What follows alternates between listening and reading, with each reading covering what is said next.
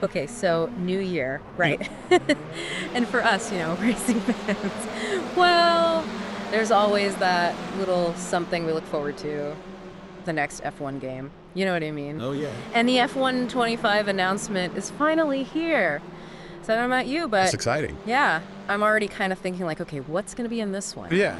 So that's what we're going to, deep dive into today. Everything F1 25. Absolutely, yeah. Consider this your download. Yeah. And I call it your quick briefing. We've been through all the announcements and all the little bits of information we've got so far. Yeah. Um, and yeah, just trying to bring you the key takeaways so far. Not just like, here's what's in it, but, what can this mean for when you actually get your hands on it? Yeah, it's kind of like your insider briefing. We're going to be tackling like all the big questions. What are the big new features? Yeah. What's coming back? Like, what are the different versions and all those bonuses that come with it. Okay, so first up, let's talk about something kind of familiar, like a story, a narrative experience. Yeah, something that's actually become quite popular in these games, Breaking Point. Right. The story mode. This is actually going to be its third outing now. Wow. It was introduced in 2021, and it was in 2023 as well. Yeah. I think it's quite interesting how they've continued to put so much effort into, the story side of it. Yeah. Because obviously it's a very simulation-heavy game Yeah. normally. Yeah. But yeah, they're kind of going, okay, we're going to lean into this narrative as well. Yeah. So, yeah, it's interesting. So we're going back to the Connorsport team Yeah. with Aiden Jackson and Callie Mayer. They're back. And now the story is like they're going for the championship. Oh, wow. And I mean, come on. In F1, even in the virtual world, Yeah. you just know that's not going to go smoothly. Like, there's going to be some drama. Yeah, absolutely. Yeah. And they've already said, there's something about a dramatic event throws the team into chaos. So that just leaves you thinking, like, what Yeah. could this be? Yeah. Is it something with a rival team? Have they come up with some like amazing innovation that's, put them ahead? Or is there some kind of rule change or something like that? Or is it something even more internal, like within the team? Yeah. Driver disagreements or, Yeah. Yeah. staff issues, who knows? But, with sports stories, that's often where the good stuff comes Yeah. from, the conflict. Exactly. Now, there's even more story if you go for the iconic edition. You get these post-launch gameplay chapters, and they're inspired by the upcoming F1 movie. Oh, wow. Okay. So you've got the fictional APX GP team in there. I mean, it just makes sense, doesn't it? Yeah. If you think about it, like, F1's everywhere, right? The behind-the-scenes documentaries, like Drive to Survive, now there's a movie coming out. So the game's kind of got to tap into that. Yeah. Yeah. Give the fans more of what they're already loving. Keep that F1 excitement going, even when there's, no racing happening. Right, exactly. Okay, let's switch gears a bit. Let's talk about, taking control. My team mode. So this is where you're the boss, you're running your own F1 team, Yeah. you're the owner and the driver, and I hear it's getting a pretty big upgrade, like a significant overhaul, they say. Significant. That's a big word, isn't it? Yeah. Makes you wonder what they've actually done. Right. And what's interesting is there's no new F1 Manager game coming out this year. So maybe they're thinking, okay, let's beef up my team. Yeah. Give those players who love the management side of things something really meaty to sink their teeth into. Yeah. So what does significant actually mean, though? More financial control? Like, will we be looking at spreadsheets and stuff? Yeah, will we be like, looking at all the tiny details of every single sponsorship deal? Exactly, yeah. Or maybe the research and development gets more complex. Yeah. You've got to really think about how you're developing the car. Or could it even be like you have more control over driver contracts and stuff like that? Really build your team from the ground up. Yeah. That could change the whole way people play that mode. Totally. Yeah. I'm interested to see what they've done. Okay, so now for something completely out of left field. Oh, yeah. Reverse track layouts. Seriously? Yeah. Wow, that's a curveball I did not see coming. Right. The trailer wasn't exactly subtle about it either. They were showing cars going the wrong way around tracks, we all know. Hold on. So they're literally driving the tracks in reverse. Yeah. And there's like a really weird pit lane exit. I don't know how that's going to work. I need to see this. Which tracks, though? Like, all of them? Well, from what I've seen, they've definitely shown Silverstone and the Red Bull Ring. Okay, yeah, I can see that. So just imagine, right? It's basically like a whole set of brand new tracks, but on tracks that we already know. Yeah, That's actually pretty smart. All the breaking points are different, the Yeah. corners, it's a totally different challenge. I mean, if you think about it, it's like they've doubled the number of tracks. Exactly. Without actually having to like build completely new circuits from scratch. Yeah. From a development standpoint, that's pretty efficient. Clever, even. Yeah.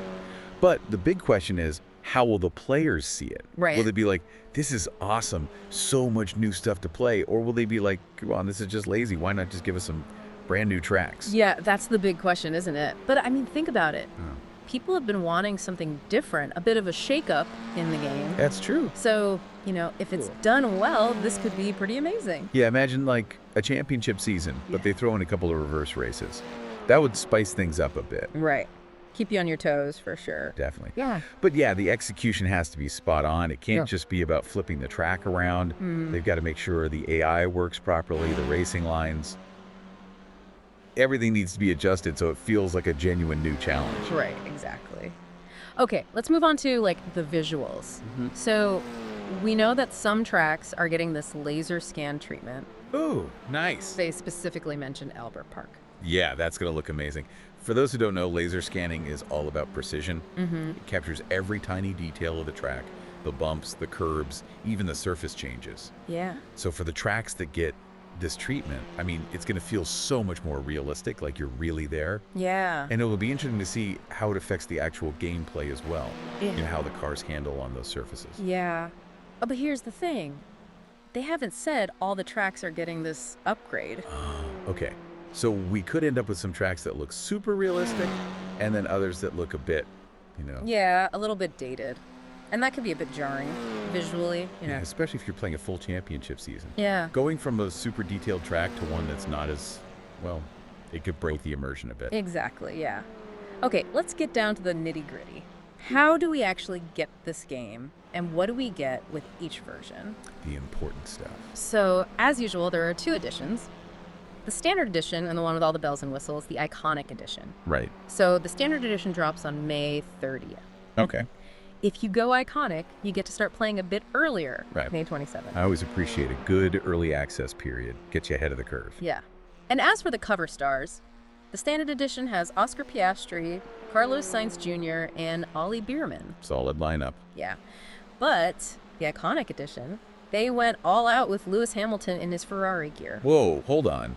Hamilton in Ferrari gear. Now that's a statement. Yeah, it's definitely turning heads. Yeah, I mean, it's a powerful image, isn't it? Like a real what-if scenario. And it Yeah. just plays into all those rumors and stories going around about, potential driver moves in the future of F1. Smart marketing for sure. Now let's talk pre-order bonuses. If you go for the Iconic Edition, you get some pretty cool stuff. You get exclusive in-game items related to Lewis Hamilton and the F1 movie. And of course, you get those post-launch gameplay chapters with the APXGP team. Plus, you get to unlock the 2025 liveries in F1 24's time trial mode. So you can try out the new season's car designs in the old game. That's a nice touch. A little taste of what's to come. Yeah, if you go for the Standard Edition, you still get a little bonus. 5,000 Bitcoin. Bitcoin. Essential for, all those crucial in-game purchases, customization items, maybe some boosts. Yeah. Helps you get a head start. Exactly. Now, this is important for console players. F1 25 is next-gen only. Okay. So it's coming out on PlayStation 5, Xbox Series X and S, and PC. No PS4 or Xbox One versions this time. So they're really focusing on the new hardware then, which makes sense. It lets them really push the boundaries of what they can do with the game. Graphics, performance, maybe even some more complex features that just wouldn't be possible on the older consoles. Yeah. But I guess it means those who haven't upgraded yet will be missing out. Yeah. And then, one last thing. If you already own F1 24 on the same platform and through the same store. Yeah. You get a 15% discount on the Iconic Edition. Oh, that's a pretty good incentive to upgrade. Especially if you're already invested in the series. Yeah.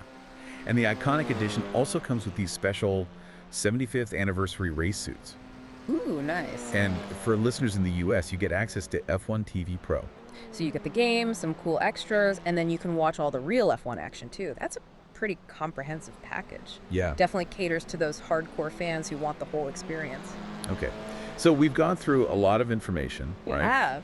But there's still some big questions. Yeah. And given the, history of the F1 games, maybe a little bit of cautious optimism is a good thing. Yeah. Right. Yeah, for sure. I mean, Yeah. they haven't said much about the actual gameplay yet. The handling model, the physics, and that's kind of the heart of a racing sim, isn't it? Exactly. And we've seen some ups and downs with that in recent years, like F123. Yeah. Was generally well received. People liked how the cars felt. But then F124, well, that had its fair share of criticism. Right. So fingers crossed they're building on the good stuff. Yeah. And there are also a few things that fans have been asking for a while that don't seem to be in this one either. Oh, yeah, like what? Like proper authentic dashboards for all the cars. Right. So it feels like you're actually sitting in the cockpit.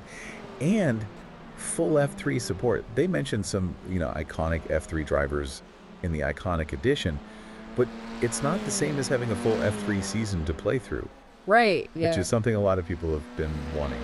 Okay, so let's wrap this up. We've covered a lot today. The return of Breaking Point, the big My Team overhaul, the reverse tracks. Still can't quite believe that one. I know, right? And the visual upgrades with the laser scanning. It's going to be interesting to see how it all comes together. Yeah. And we talked about the standard and iconic editions when they're coming out, all the bonuses. I mean, there's a lot to digest. There is, but I think the overall feeling is excitement mixed with a bit of, wait and see. Yeah. There's definitely potential for this to be a really, really good F1 game. But we've been burned before. Right. So here's something to think about. With all these new features and some old favorites coming back, what do you think is going to be the thing that changes your F1 gaming experience the most? What are you most excited about? What are you a bit worried about? And I guess, what is it that makes an F1 sim truly great for you? Think about that. Until next time, keep those virtual engines running. And try not to crash too much. Yeah, especially on those reverse tracks. Exactly. All right, see you next time. See you later.